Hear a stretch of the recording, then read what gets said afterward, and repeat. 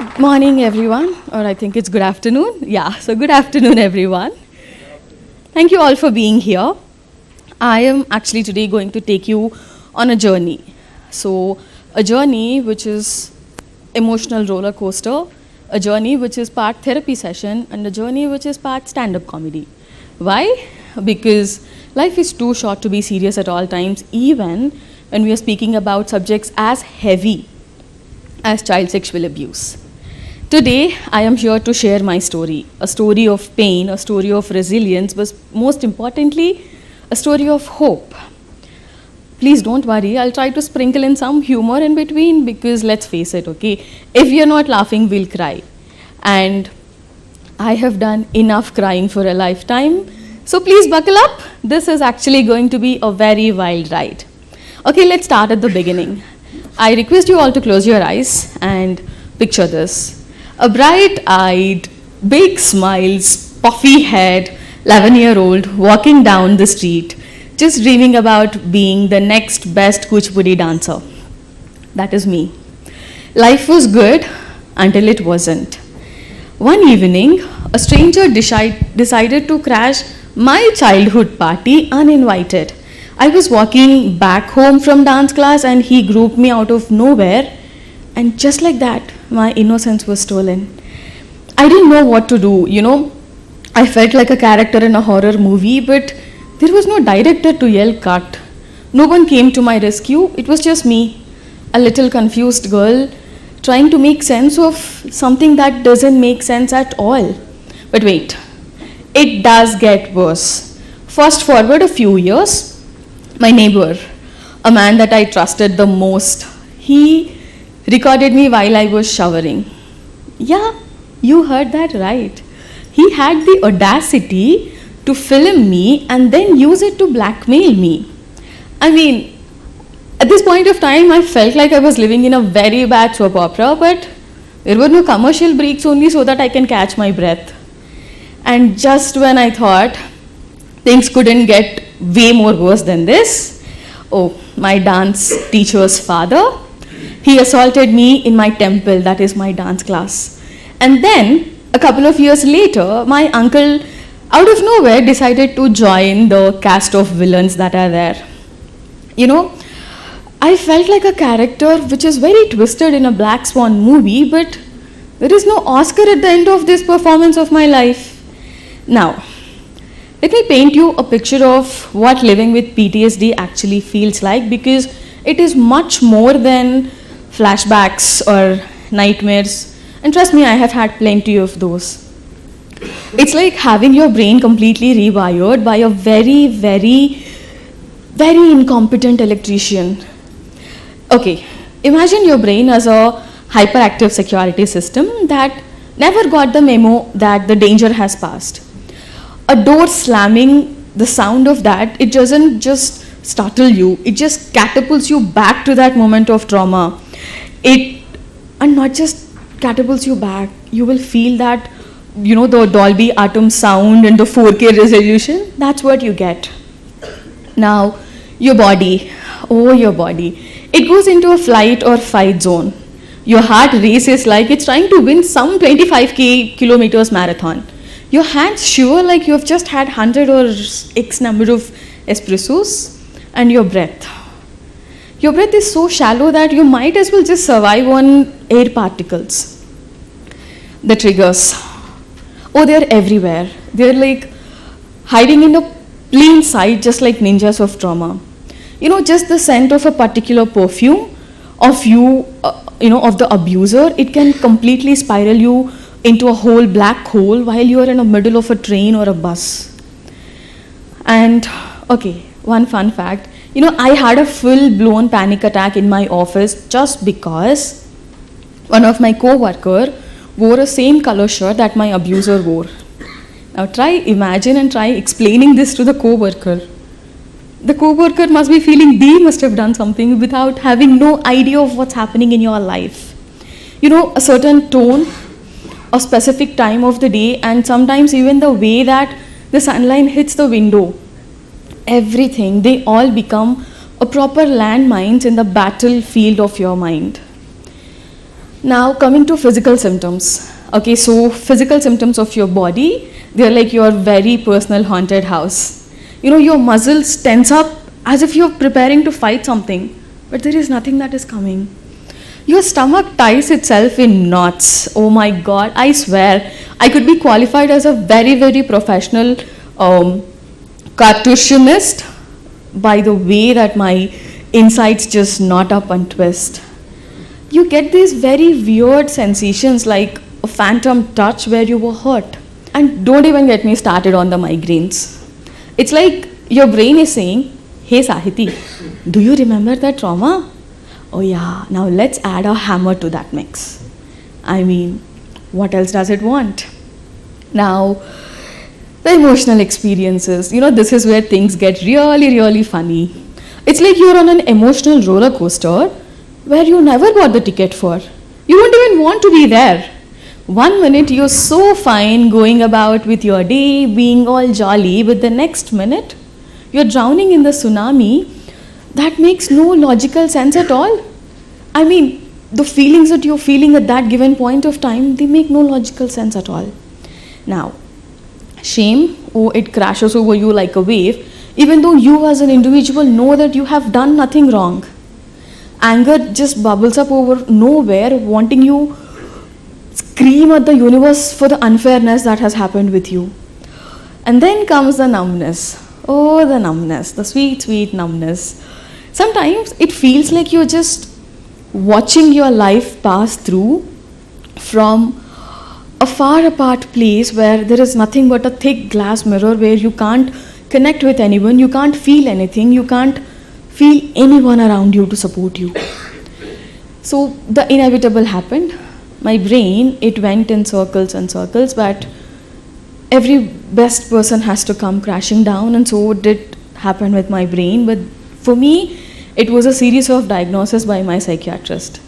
It started with PTSD and then went ahead to borderline personality disorder, which obviously followed by clinical depression and generalized anxiety disorder. You know, my brain has become a battlefield where I was the soldier, but I was also the collateral damage. How does that even make sense? But there is one thing that I've learned about mental health diagnosis.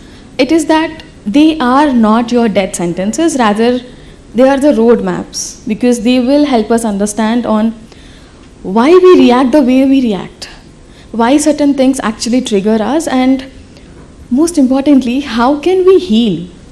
You know, the one thing that I have understood is that each diagnosis that I have, they became a chapter in my recovery story, but not the end of it. So, the journey of rebuilding my self-esteem. It wasn't just about positive affirmations or bubble baths, but they did help me. I have had a plenty of those, but it was more about a concrete, sometimes very, very painful actions. I started with small things. I mean, very ridiculously small things. Day one for me was just literally getting up and stepping out of bed. Sounds very simple, right? But when you're battling PTSD, very small, tiny acts like this, they feel like you're moving your mountains. So I created what I called an evidence journal. So every night, I used to sit down and I used to write down 3 things that proved that I was way stronger than I thought I was. Some days the entries looked like I got out of bed, I drank water, I ate a carrot today, I ate 1 meal today. Other days they were so huge, like I spoke in a meeting today, I went in a crowded place and I did not have a panic attack. Okay, then came the very biggest challenge. I started taking dance classes again. Yeah, the very thing that has been tainted by trauma, because that was the one thing that was my escape. That was the one thing that was a part of my identity. But this time I was sure that it was a different me. Each step, each moment I take, it was more of an act of reclamation rather than an act of fear. I wasn't just dancing. I was just telling my body, we decide what moment means to us. We decide what is joy to us. We decide how free we are, we decide what we want to do with our body. And oh boy, was this a game changer. So there is a very big irony here. I stepped into the dance class where I was assaulted, the dance class which is a very big nightmare. But there I was again, trying to get lost in the art form that taught me who I was, that made me who I am. We started very, very slow, like really slow. The first day, it was all about doing Aremandi, trying to understand that I can still stand still, trying to feel the earth beneath my feet, trying to build a trust that yes, I can carry my own weight. And the next day, oh my God, the breathing exercises. Yeah, you might feel like it's easy, but trust me, when your body is about to drop a shoe, try concentrating on breathing. It doesn't make sense, right? But with every inhale and exhale, I felt a little more in control, a little more present. Now, the toughest part, performing in front of everyone in the crowd again. I remember I was standing at the entrance of the stage. I was about to come on to the stage and tears rolled down. They were not the tears of pain or fear. They were the tears of absolute amazement. They were the tears of joy that I had and pride that I had in myself that yes, I could do this again. That day, performing the piece that told a story about rebirth, that told a story about resilience, was something that I needed in my life to turn everything around. The applause that I got was not just for the performance, but it was for the courage that I took to come back into the light again. And while coming back to Kuchipudi again, I learned something which is very introspective for me, which is very important for me. I learned that I can actually turn the trauma signs or the trauma responses into strength. The whole self-awareness that trauma has cursed on me to a level where I cannot think about anything else, I can take it as a strength. You remember the constant state where my body is at high alert, not knowing what will happen? Oh yeah, that will be a very great strength to balance myself and to be poised when I'm doing a very long 40-minute varnam. Now, you remember about the hypervigilance that I have towards minute sounds? Oh yeah, that will be very helpful to know the rhythm of the music, to understand the movements of fellow dancers. That's when I realized you can turn your weaknesses into your strength. And my strength is my own and my power is my own. And the best part of it, I was doing it just for myself. I was doing it for the joy of it. Not because I had to prove something to someone. Kuchipudi has become a metaphor for my life. It's not just a dance form. In dance, every step means something. Every moment means something. In the same time, in your life, sometimes you stumble, sometimes you fall down, but every time you get back up. And that is what life is all about. Through the journey of healing, that led me to my next chapter. In 2021 December, I founded an NGO dedicated for empowering survivors of abuse and educating children about the signs of grooming and abuse. Okay, think of it like the collaboration between Mean Girls and To Kill a Mockingbird. We are fighting a good fight, one workshop at a time. We focus on raising awareness about grooming, the process by which predators manipulate and control victims. It's like a very, very bad magic trick where instead of pulling out a rabbit out of the hat, they're pulling out a wool over your eyes. Now, by educating children and adults about these warning signs, we as an organization and I as a human we believe that we can break the cycle of abuse before it even begins. Now, through all of this, I found love. A partner who sees me for who I am, not just as a survivor. He's like my personal rom-com hero. And with him, I think I've learned to trust again. I've learned to believe the possibility of future filled with love and joy rather than the future which is filled with fear. To anyone out there who is struggling with any kind of self-doubt, I want to say this one thing. Your brain may be rewired. Yes, I agree to that. But you can understand and you have to believe that your brain can be rewired again. Your self-esteem may be shattered to pieces, but it can be rebuilt. Your courage may feel lost, but trust me, it's somewhere waiting to be rediscovered. Okay, one saying that everyone says, healing is a destination, it is not a journey, but trust me, it is true.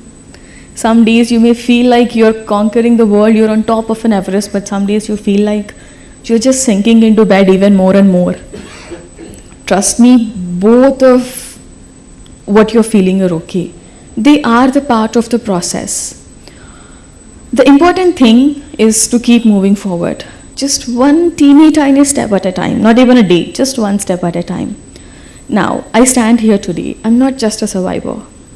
I'm a fighter. I'm a wife. I'm a daughter. I'm a sister. I'm a friend.